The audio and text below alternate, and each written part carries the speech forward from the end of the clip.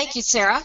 And I would like to add my personal welcome to everybody. For those of you that are joining us the first time, welcome. And we hope we'll see you again in the future. And for those of you that are joining us and have been a benefit of some of our previous webinars, welcome back as you are doing. Now, today we're going to talk about how mentoring can boost employee retention. And some of the things we're going to cover doing that is about some of the current trends that we are seeing resulting in retention challenges within organizations.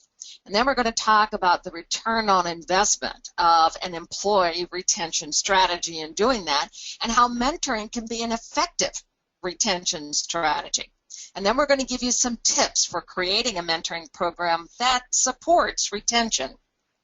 You know, I know a lot of you have seen Twitters that go through this, and you're seeing these kind of things, and we all see them, or at least we hear about them.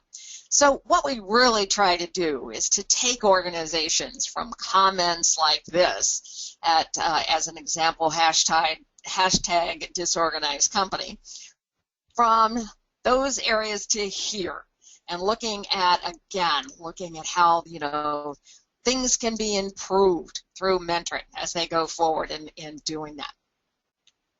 So we want to make sure that your organization can hear these positive Twitter feeds in doing that.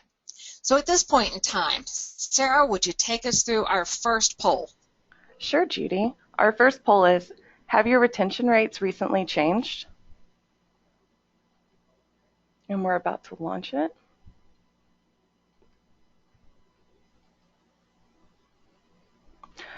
Are you finding that more people are leaving, more people are staying, that you're concerned with more people that will leave in the future, or you're experiencing no changes?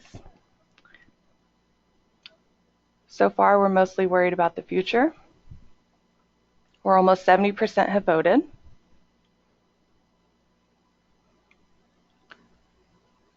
And we're going to give you a few more moments to vote.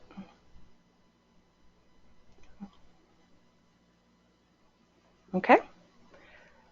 Well, Judy, it looks like 50% chose we're concerned more people will leave in the future, followed by 28% that more people are leaving.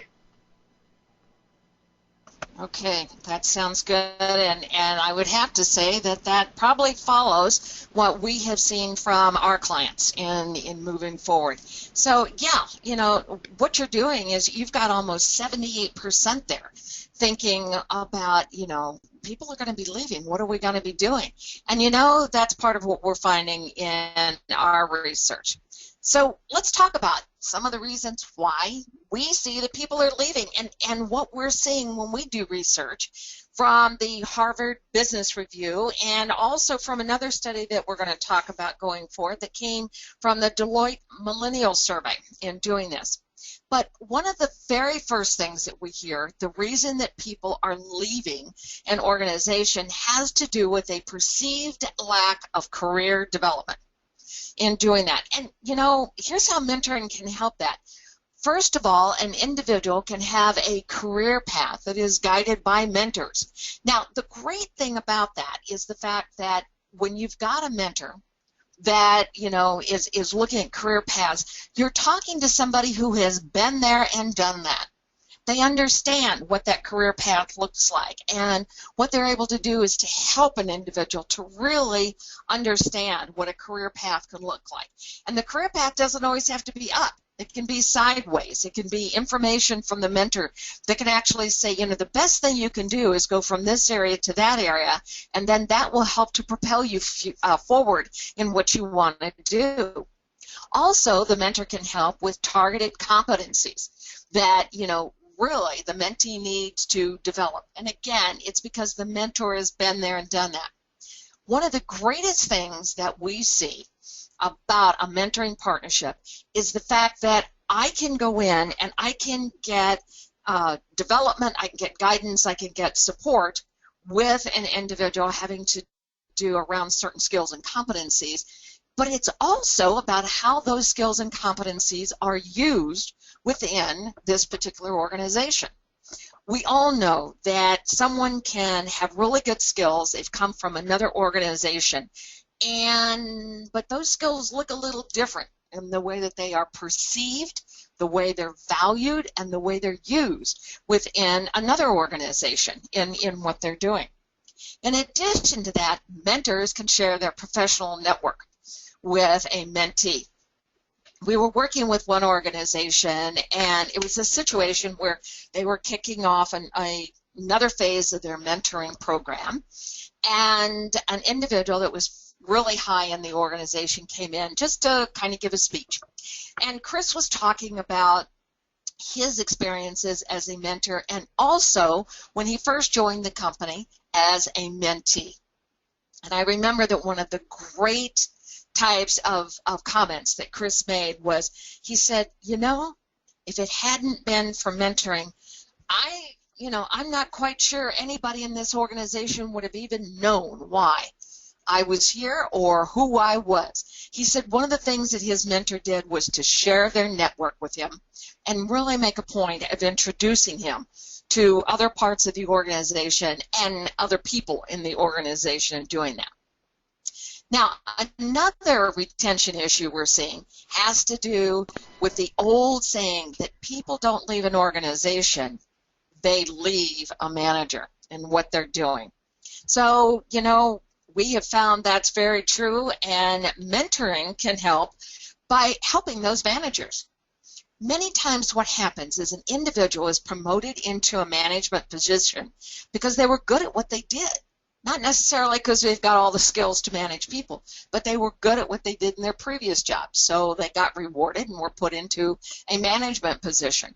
So one of the things that begins to happen for them is, hey, I had all those skills to be a good worker, but I'm not quite sure what some of those skills are that are going to be required now that I'm a manager. So, you know, this is what happens. I get kind of, you know, really scared, and then I may bungle, I may not know what I'm doing right and what I'm doing wrong. So making sure that you're going to match a less experienced manager, who's the mentee, with a more experienced manager, and then I, as that mentee, can learn what some of those competencies are to be a good manager.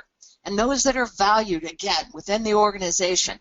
I may have even been a manager in a previous organization, but that's different than being a good manager within this organization. What are those competencies that I need, and what are those competencies that are valued, and what do they look like?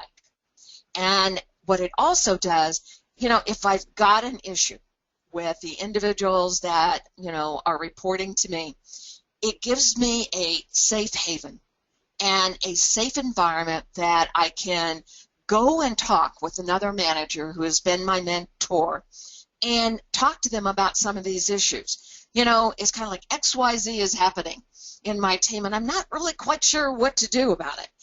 And so having, again, that confidant, that safe haven, that individual who has been there and done that can really be a great, great thing for a manager, whether they're a brand new manager or a new manager within an organization.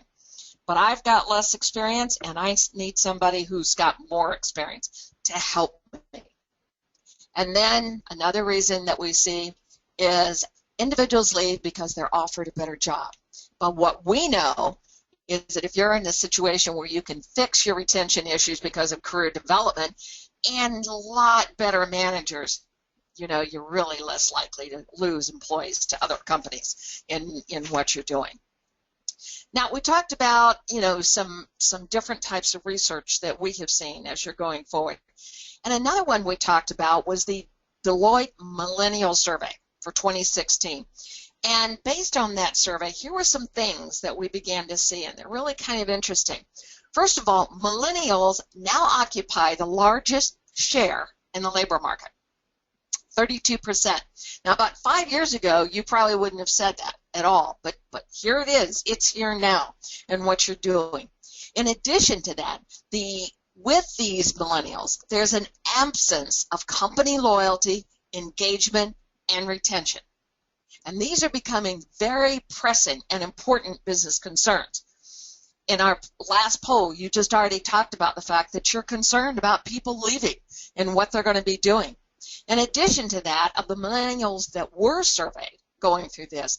63% are not happy with leadership development opportunities, and 2 out of 3 millennials expect to leave their organization by 2020.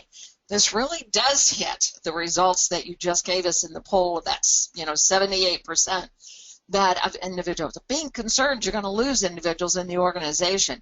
Also, look at that date.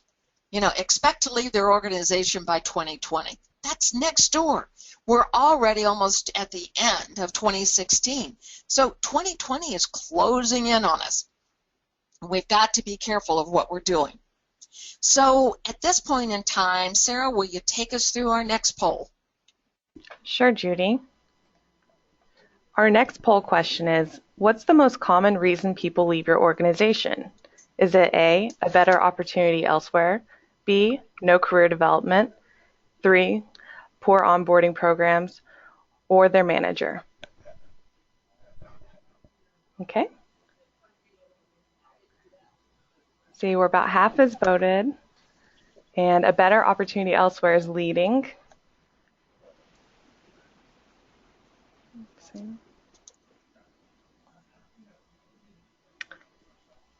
And it's looking like voting is slowing down. Okay, Judy. It looks like 45% was in first place with a better opportunity elsewhere, followed by no career development with 28%.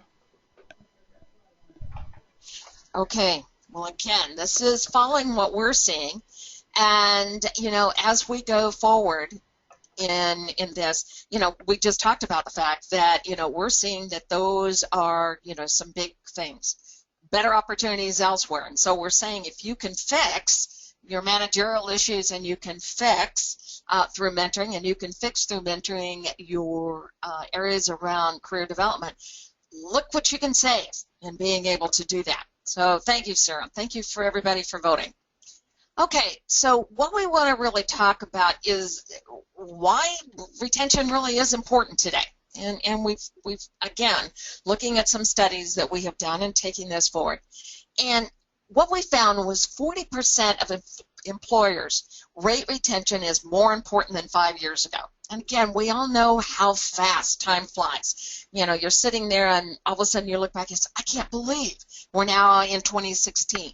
But 40% of employers rate retention is more important than 5 years ago. And some of the reasons for that is, number one, we've got a stronger economy, and there's an increasing war for talent, but they're also finding that there's less skilled workers out there. So you've got to make sure that you get the very best workers in what you're doing. That increasing war for talent can be very important, and that goes along with that stronger economy. Now, one of the other things that we've seen is tenure is an appreciating asset. Your employees that have been with the organization for a long period of time are an asset. They're increasingly valuable to the organization. And it goes back to looking at those things like, if that increasing war for talent, your tenured employees are beginning to be your answer to that. Less skilled workers, your tenured employees are definitely an asset for that. What you begin to find is that those tenured employees are important to the organization, they're important to all the employees in your organization, and they're important to your clients, because your clients begin to really look at this and say, this is experience that's there. The real cost of a turnover is 2 times the existing employee's salary. When you start factoring in recruitment costs and loss of productivity, it gets to really mount up. Now, I've seen studies that have it much higher than that, but we're being conservative in saying that it's 2 times an existing employee's salary. Now, when we talk about loss of productivity, we're not just talking about somebody who comes in and just really does a really bad job in what we're doing, or they just are what I call a quit and stay. We're talking about the fact that, turnover can be an individual who's not doing it exactly right. And what you're also talking about when you talk about loss of productivity is if one particular individual isn't doing the job just right, probably what happens is you've got other employees that have to pick up the slack in doing that. And that can cause a loss of productivity from their standpoint. So what you're looking at is turnover impacts your business relationships, including your employees, your customers, and your talent pipeline in what you're doing. This can also have a great effect if you don't have those tenured employees on your succession pipeline and what you're doing. You don't always want to be in a reactive mode in what you do. You want to always have those tenured employees. You want to have those good employees so that you are in a proactive mood. But the other thing I want you to think about is, let's just take an average employee that makes right at about $75,000 a year, and you lose that employee. Are you ready to tell senior management or your board of directors that $150,000 just walked out the door? And as somebody said, well, we get something out of them, but it's like, that's not what you're looking for. You're making an investment in this employee, and you want to make sure that they stay. You want to make sure they're productive. You don't want to just have them for a little bit of time and then let them go.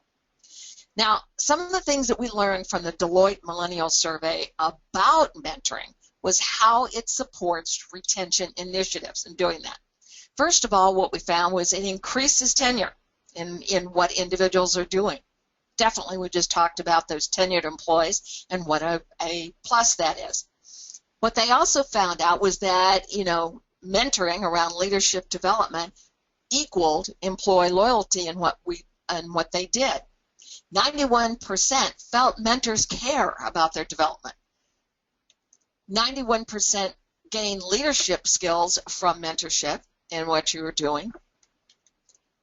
3.6 hours a week for mentoring, coaching, and developing leadership skills. That's not a lot of time.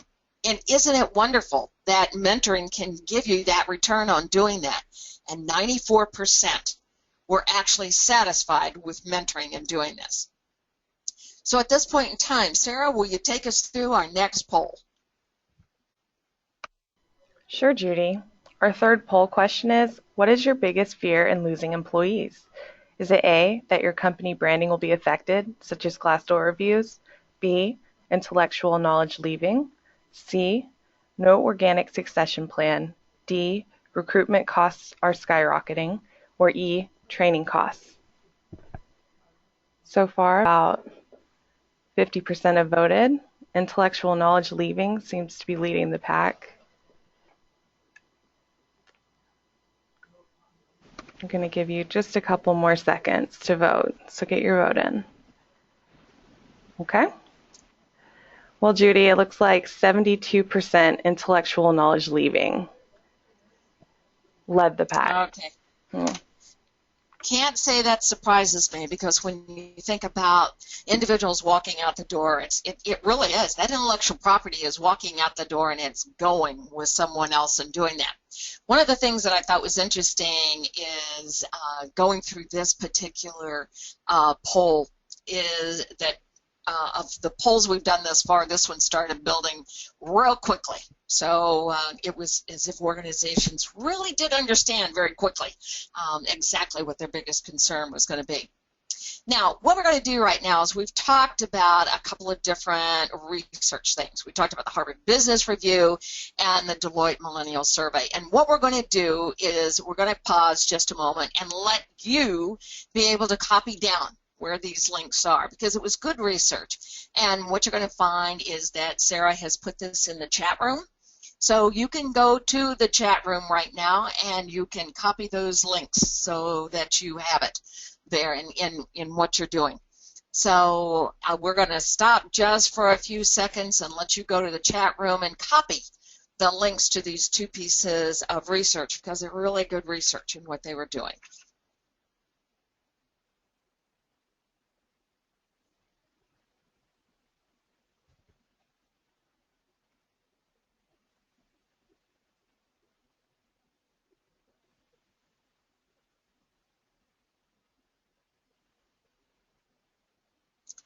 Okay, well, let's get going and moving forward.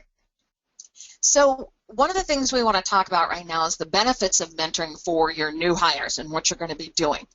First of all, if you have new hires and that mentoring becomes a part of your new hire and your onboarding program, if an individual has mentoring from day one, that leaves a very lasting impression on how much the organization really cares about them and what they're going to be doing. We also have shown results and measurements that reduces time to productivity in what they're going to be doing. We worked with one organization specifically, and it was in a sales situation, and they learned very quickly that having a mentor to a salesperson increased the productivity, and what it also did was decrease the amount of times that the salesperson had to go back to their manager for questions and assistance. But it does reduce time to productivity. And so, the individual can come into the organization and they can go to all kinds of training, but then having a mentor to say, here's what you learned in training, and here's how that equates to what's going to happen on the outside world. Here's what it really looks like when you do that. Again, really great asset for reducing time to productivity. In addition to that, the individual's, introductions and networking. And going back to the example that I used about the individual that came in, and Chris's comment was the fact that, no, I don't think anybody would have known who I was if it hadn't been for my mentor. So really great feeling of just suddenly begin to feel more a part of a large organization instead of feeling like the new guy that's out there on their own. It also helps with navigating the culture and the politics within the culture. Now, we all know every organization has its own culture, and there are politics that are involved in what they're doing. Wouldn't it be great for an individual? And think about yourself. Think about when you were brand new to your organization and going through. And one of the things that, you come in and you're not quite sure, where are the landmines? What do I have to be careful of? And all those kind of things. Having a mentor that could really help you through that is very, very important in being able to do that. So it's a great asset that I've got somebody that can help me maneuver, really understand the organization's culture, and then, again, make sure that I'm doing everything politically correct as I go forward. And then on-the-job training is learning while you're doing. And again, the example that I gave earlier about the sales positions, the mentors had been there and done that, so they knew the kind of training the salespeople were going to be going through. And so therefore what they could do is once they hit the field, they could help them with here's how you equate that training to what happens, and here's the situations you're going to come up. It suddenly becomes real world. One of the best examples that I've seen of this is going with an organization that we worked with, and they were having a retention problem because offices were kind of really spread out. They had a lot of employees. They had a lot of offices, but they were little smaller offices. So part of what was happening was when somebody new would come into the office in one of the areas, they were feeling kind of left alone, kind of hanging there. And they weren't really feeling a part of a larger organization and what they were doing. So this particular organization tied mentoring specifically to their onboarding program. And what they were able to do was to get these new employees to feeling much more a part of the larger organization and much more a part that somebody cared about them from the first day they walked in the door. It was really, really great in being able to do that. By the way, I will tell you that we did have a webinar several months ago that was around onboarding, and if you are interested in listening to that particular webinar, please go to our website and under resources at www.nsala.com under resources, and you can see that webinar listed, and just click on it and register and you can listen to the webinar and kind of give you some additional. So when you're talking about benefits of mentoring for those, new managers, and again, it doesn't have to be somebody new to the organization. It could be somebody that's new to being a manager and doing that. And again, I've got somebody I can talk to about some real sensitive issues of what is going on in doing this. And I can, bring up and talk about maybe some problems that I'm having, and knowing I've got a safe environment to talk about this in, and I've got somebody who probably has been there, had to handle these issues himself, and can give me some good advice on doing that. I can also, again, really find out, the specific skills and competencies, such as communication, delegation, team management, those kind of things that I really need to understand are important to the organization, that the organization values those skills and competencies, and they're going to make a difference in my ability to be a good manager and going forward. In addition to that, what you find out is it helps develop a successful style that meets the company culture. So, I could be a new manager, but maybe all my employees are not new, and they've been with the organization maybe longer than I have. So they're used to the company culture and these types of things. So I need to understand and, get some help in developing my style to meet what the company values and part of that company culture in doing that. So we've talked about, some of these retention issues. We've talked about, how mentoring can help and the benefits of having mentoring and doing that. So now what we're going to do is we're going to give you 5 tips on how you can launch a mentoring program for retention. And the first thing we're going to suggest you do is to have a survey. Now, have some kind of an employee survey that can identify the retention issues that need to be addressed. Make sure that you include how people feel about their role, their intentions for the next 2 years, and you had said in one of the polls that you were concerned about people leaving in the future. The results can help you choose the best types of mentoring that you want to look at in what you're going to be doing. So, it's going to be a mentoring program that focuses on onboarding, on career development, on leadership, management development, or, what is it going to be? Now, one of the things that I think is interesting is most organizations understand what their retention rate is, what their turnover rate is, and being able to do that. But many times they're guessing at why. They know what it is, but they don't always know exactly why. So your survey is going to help you to do that as you go forward. Now, the next thing we suggest you do is identify and train your mentors and mentees. And make sure that that training is not only how to be a good mentor and a good mentee, but it always goes back to those objectives that you had from your survey. Make sure that you qualify your mentors and what you're doing, and make sure they have got certain skills and competencies. One of the things that we talk about is our definition of a mentor is an individual who's got knowledge or experience in a given area of expertise, who's willing and able to share that knowledge with another. Now, the 2 most important words in that definition are willing and able. Many times when you're thinking about a mentor, you only think about their areas of competency and their areas of expertise. And you forget about the fact that they need to be willing to commit to the time to be able to develop another individual and to be able to work with that mentee. They also need to be able, meaning they need to have the skills that it takes to actually be a good mentor. Those interpersonal skills, motivating skills, leadership skills, communication, all of those types of skills that it takes to even be a good mentor. One of the historical misperceptions around mentoring is that if somebody was good at what they did, they'd be a good mentor. And we know that's not true. And I'm sure everybody on this webinar today understands that they have known somebody that was really good at what they did, but would not have been a good mentor for someone else. That's part of what happens. It's that willing and able part. Now, if career development happens to be the focus of what you're doing, we suggest that you open the program up to everyone in doing that.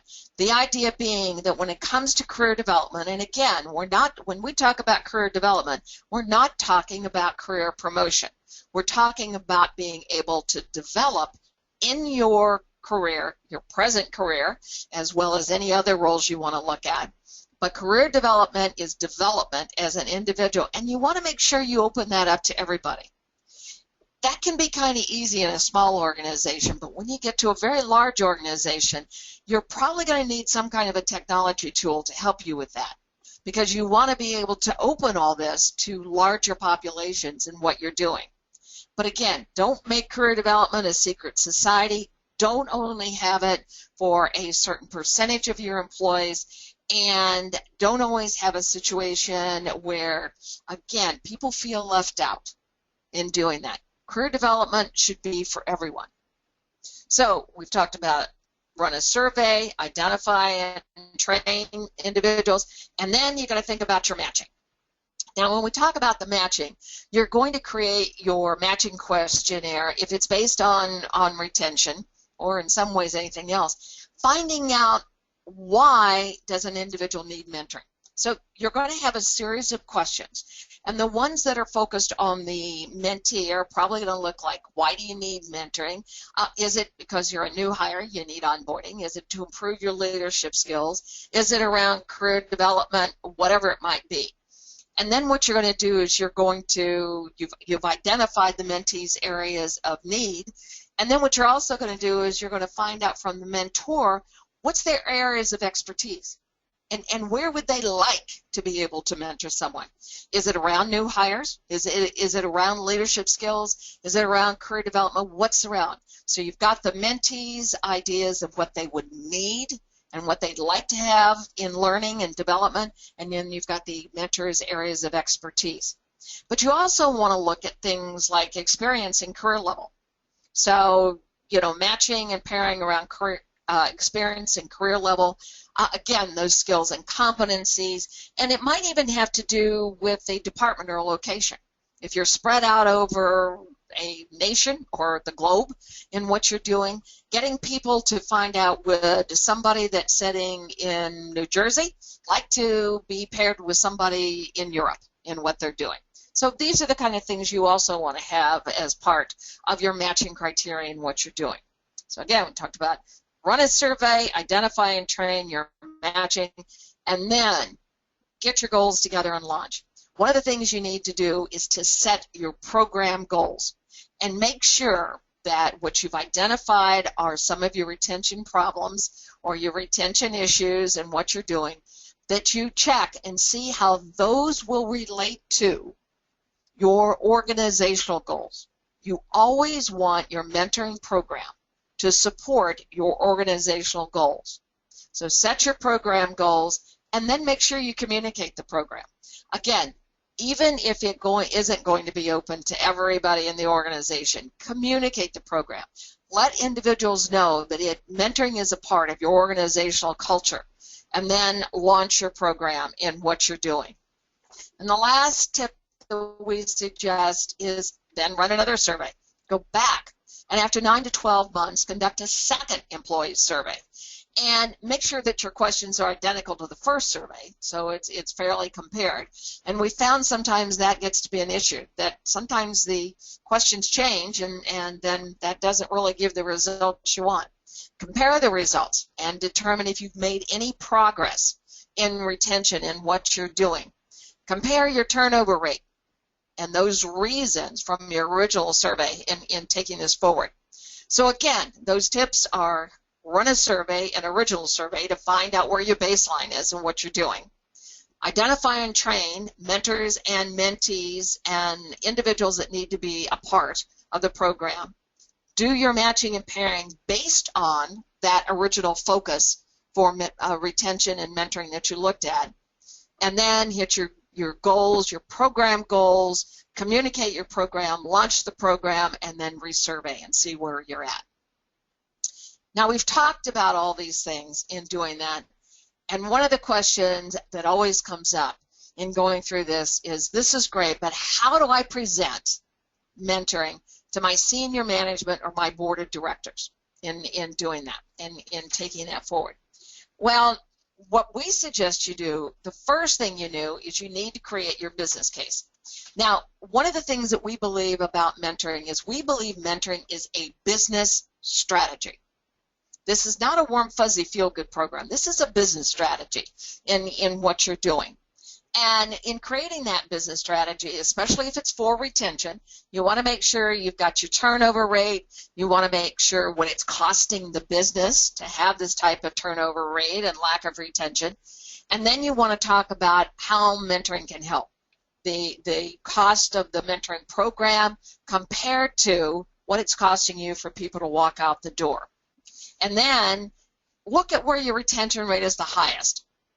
And look at that particular job role or that function or area so that you can start there and know that you're going to get some results there probably the fastest in doing that. So again, presenting a business case in what you're doing. And again, if you will do that, if you will talk about this is how this mentoring program is going to be tied to our organizational objectives, this is how we're going to measure results, and these are going to be the benefits to this mentoring program, then you're going to get the support from your senior management or your board of directors in going forward. So in all of this, here's how we'd like to be able to help you. First of all, what we have is we have a workshop called MORE. Now, MORE stands for Mentoring, Organizational Readiness, and Effectiveness. And what we do in this workshop is to help you set up your process, your methodology, your strategy, and what you're going to be doing. And it helps you to look at what are those organizational objectives you're going to tie this to. How are you going to measure results? And after doing this for over 25 years, we know all the things that you need to have in place to have a successful program. So what we do is we actually help you to make sure you've got all those things in place before you get started in moving forward. And then we offer consulting for that matching criteria, and then always going back to the business strategy that you've identified. We offer training for mentors, mentees, and managers. We offer that in workshops and webinars. And one of the things that we've noticed in organizations is many times they've thought about training for the mentors and mentees. But, don't forget those managers of the individuals who are going to be participating. We have seen a big difference in organizations that conduct training for the managers than if they don't. One particular organization was very specific about this because the managers understood if they went to someone who was either a mentor or mentee and asked them for time to do something, and that individual said, well, this is my time to meet with my mentor or my mentee, the manager would always say, hey, that's fine, unless something was burning down. They understood. The manager understood this was development, and they understood this was good for the organization. So they allowed those mentors and mentees to make those meetings a priority in what they were doing. And then we've got a technology tool that helps you in that matching and pairing. And so what happens is by the time the mentee has said, here's what I need, and the mentor has said, here's my areas of expertise, there's a very specific algorithm that matches mentors and mentees. Now, the mentee can go in themselves and do a self-matching, and they can see those mentors that meet 100% of their needs, or they can see where they meet 75% or whatever it might be. And then you might have a situation where the administrator wants to do the matching. They don't want the self-matching to be a part, but they want to do the matching. And in that situation, they have the same algorithms to be able to see that the best mentor for this individual at 100% or 80% or 75, whatever it might be. But again, all of these tools can help you to create your mentoring program and ensure it's going to be sustainable in what you're doing. So at this point in time, Sarah, will you take us through our last poll? Sure, Judy. Our last poll question is, how would you rank retention's importance among your company's leadership? Is it A, an organization-wide strategy, B, it's a concern, but it hasn't been adequately addressed, C, it's positioned only as an HR strategy, or D, it's not a concern for our organization? About half have voted.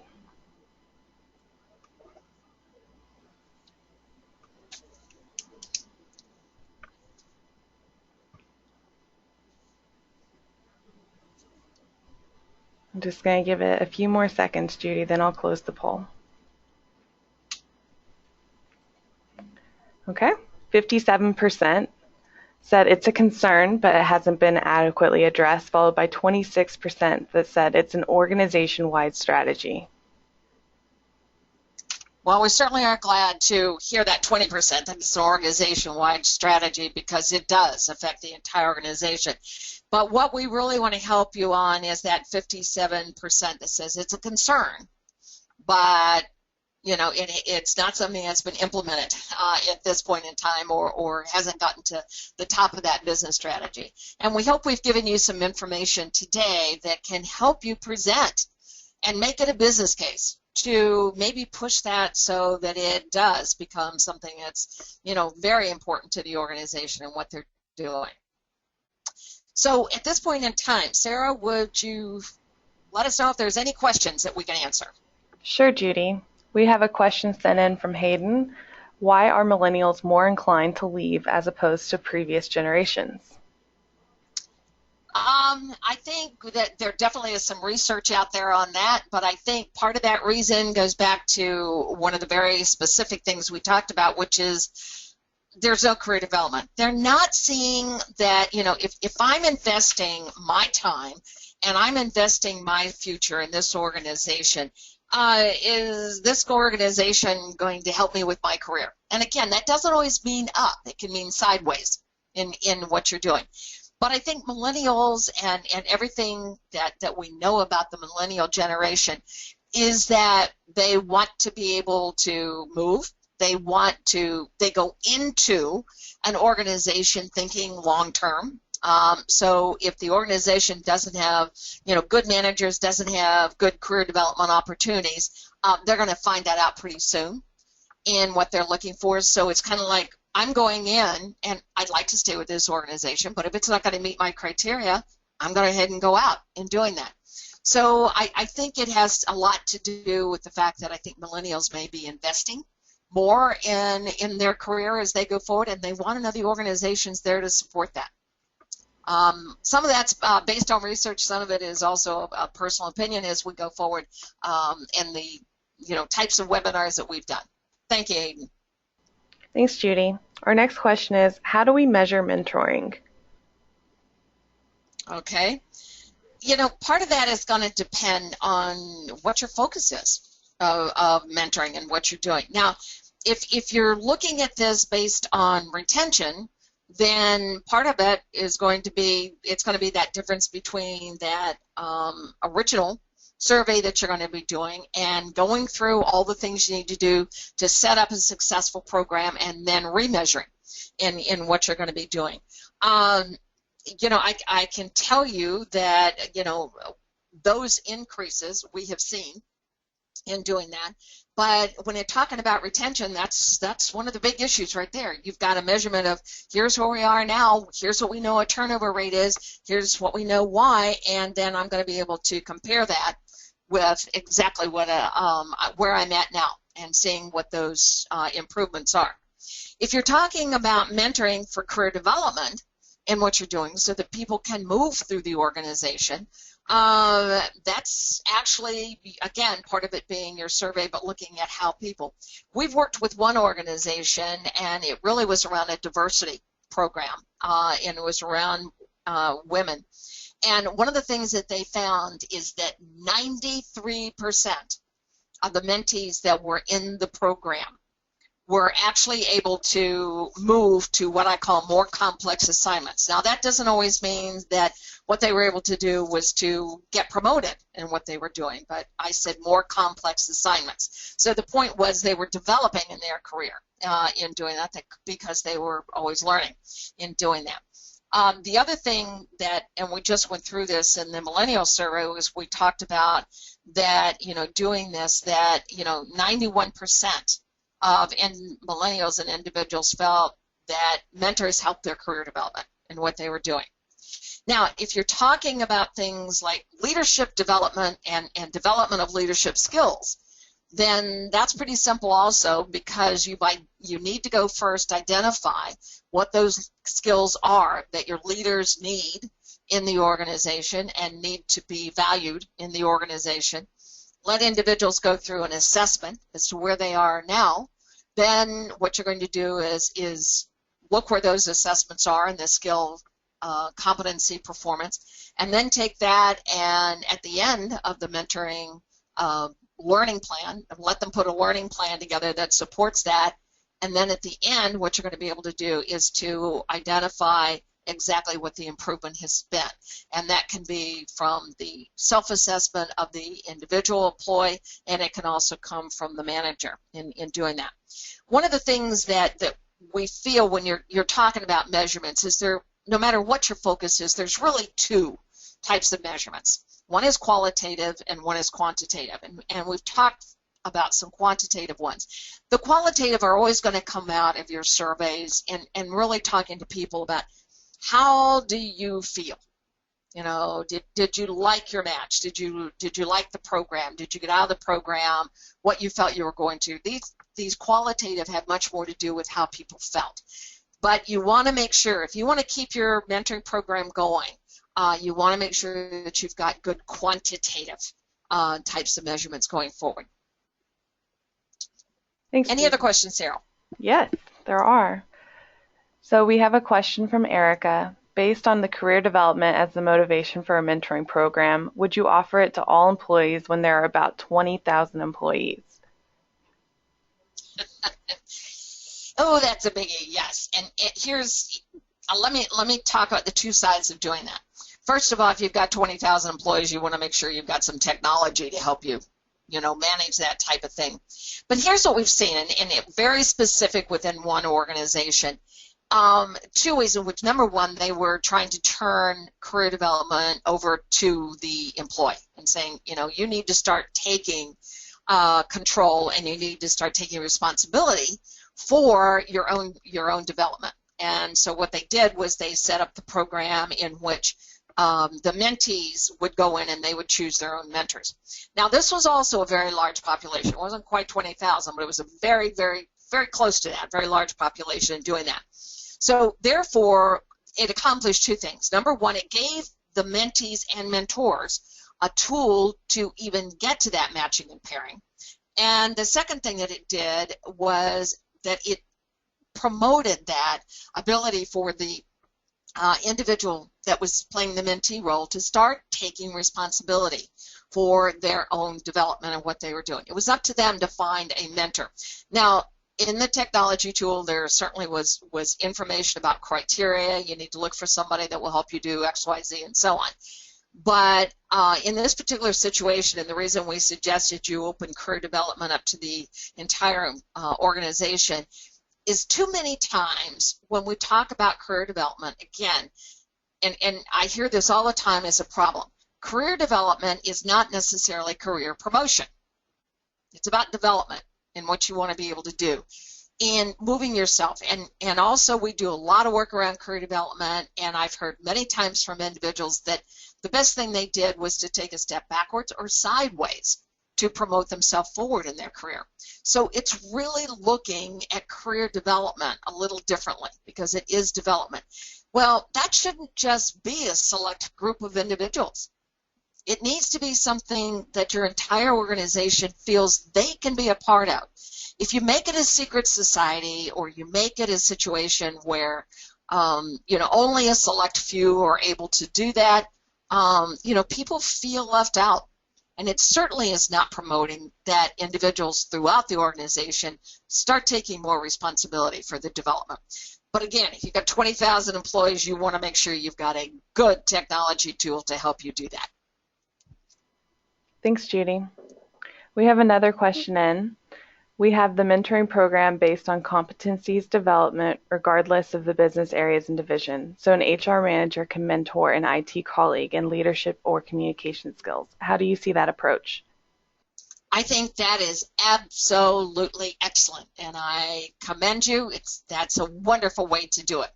We believe that cross-functional matching and pairing is absolutely great because it begins as long as I'm the individual here in HR and I've got the skills that will help that individual in IT based on their needs, then I think that's great. The biggest bang for your buck that you are spending on mentoring is going to be if you could do what we call cross-functional mentoring.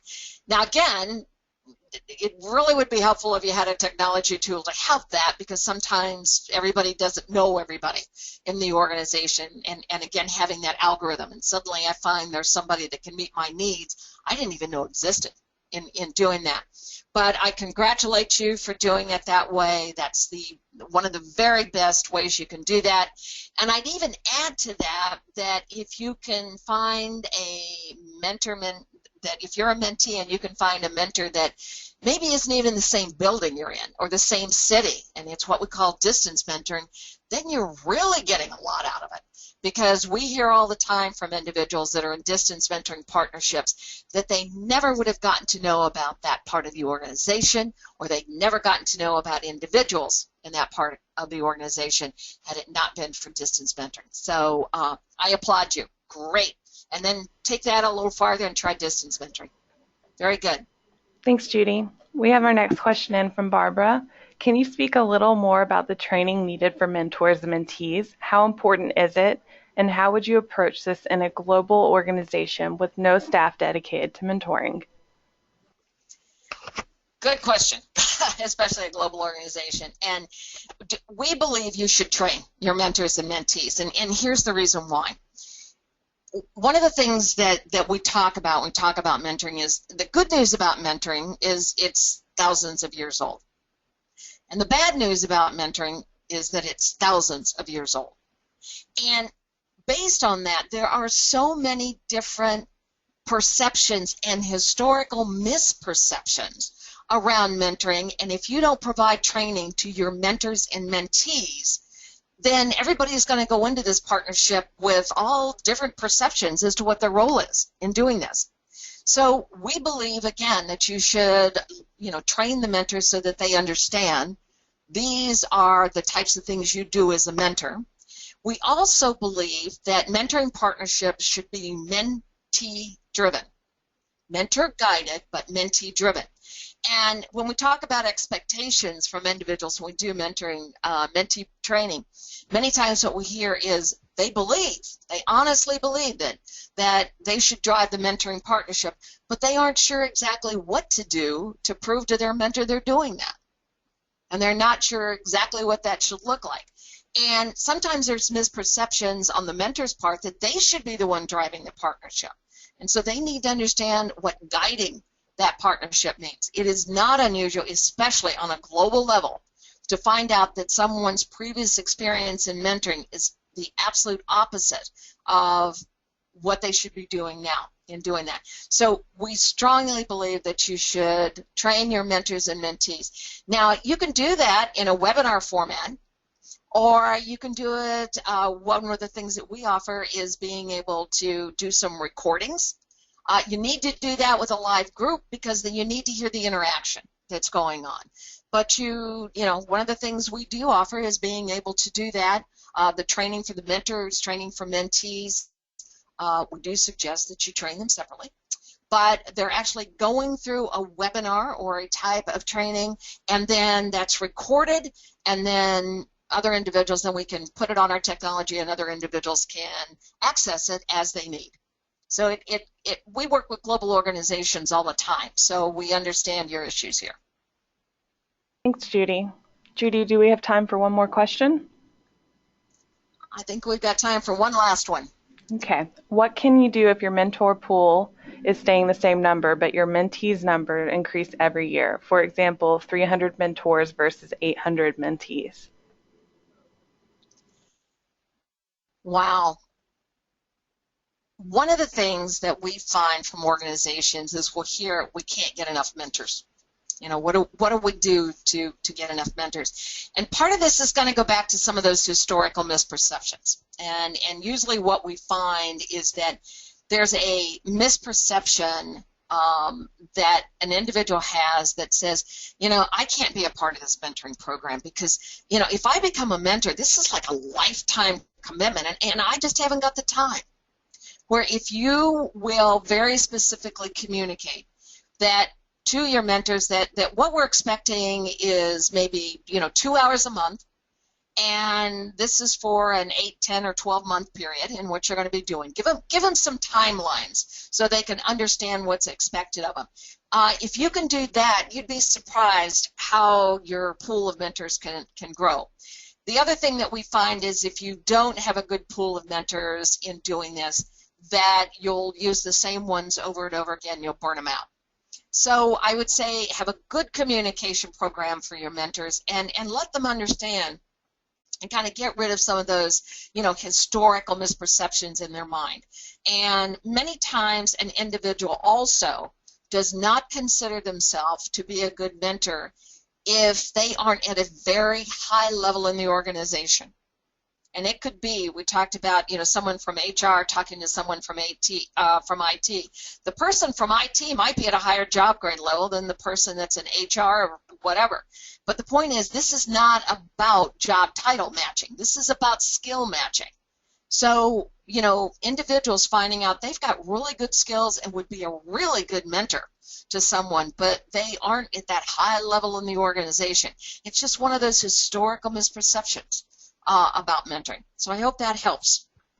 Thanks, Judy. Well, it looks like we're out of time. Judy, do you have any final thoughts? No, I'm sorry if we didn't get to all the questions. Please feel free to reach out to me if you've got a question we weren't able to get to, and send it to me at jcorner@ensala.com. And once again, I'd like to thank all of you for being a part of our webinar. I encourage you to go to our website and become a member of our Mentoring Thought Leaders group, or to look at the resources that we offer that are a part of our website. So I personally would like to thank everybody for contributing today and being a part of this webinar. Thank you to everyone for attending today's webinar. If you'd like a copy of today's slideshow or a recording of today's webinar, you can find links to both on our Mentoring Thought Leaders group page and LinkedIn later today. If you have any questions, comments, or feedback, please feel free to email us at info@ensala.com. We truly value your feedback on our webinars. Thanks again for coming, and have a great day.